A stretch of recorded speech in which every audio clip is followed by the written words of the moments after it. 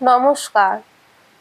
স্বামী ভূতেশানন্দ মহারাজ বলেছেন, আজ যে বিশ্বজগতের রহস্য জানার জন্য আমরা উন্মুখ, সুদৃঢ় অতীতকালে হয়তো তার সূত্রপাত কয়েকটি মাত্র গ্রামকে কেন্দ্র করে। তখন পায়ে হেঁটে যাতায়াত করতে হতো, তাই জানার জগৎ ছিল সংকীর্ণ।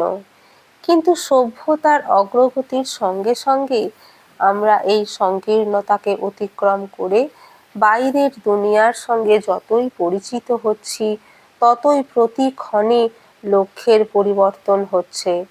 দার্শনিক দৃষ্টিভঙ্গিতে বলা চলে, আমরা আমাদের সীমাকে অতিক্রম করে অসীমের সন্ধানে ধাবিত হতে চাইছি। শ্রী রামকৃষ্ণ এই চাওয়ার অতি স্পষ্ট সহজ সংজ্ঞা দিয়েছেন, ঈশ্বরোপলব্ধি।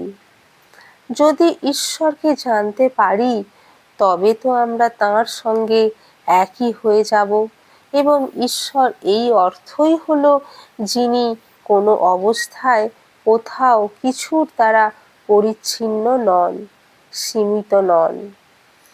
তিনি একই সময়ে সর্বত্র বিরাজমান, সর্বজ্ঞ, সর্বব্যাপী।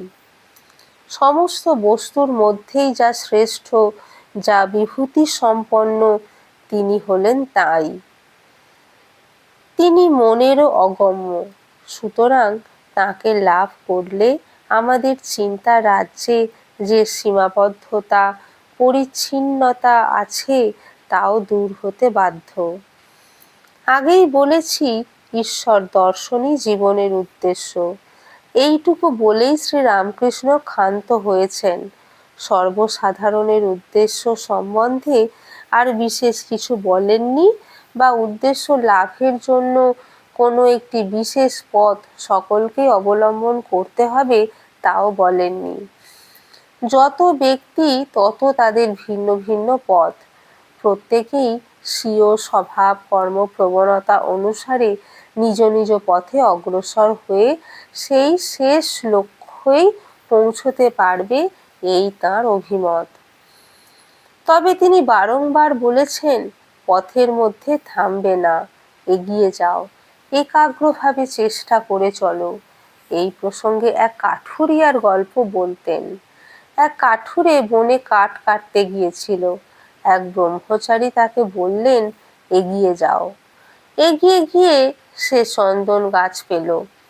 এতদিন সে সাধারণ কাঠ কেটে বিক্রি করত, এখন চন্দন কাঠ বিক্রি করে অনেক অর্থ পেল। কিছুকাল পরে সে ভাবল, তিনি তো এগিয়ে যেতে বলেছেন, চন্দন গাছ পর্যন্ত তো বলেননি। সুতরাং সে আরও এগিয়ে গেল। এগিয়ে গিয়ে সে পেল রূপোর খনি। কিছুদিন পর আরও এগিয়ে গিয়ে পেল সোনার খনি, হিরে মানিক ইত্যাদির খনি। এই সব পেয়ে সে একেবারে আন্ডিল হয়ে গেল।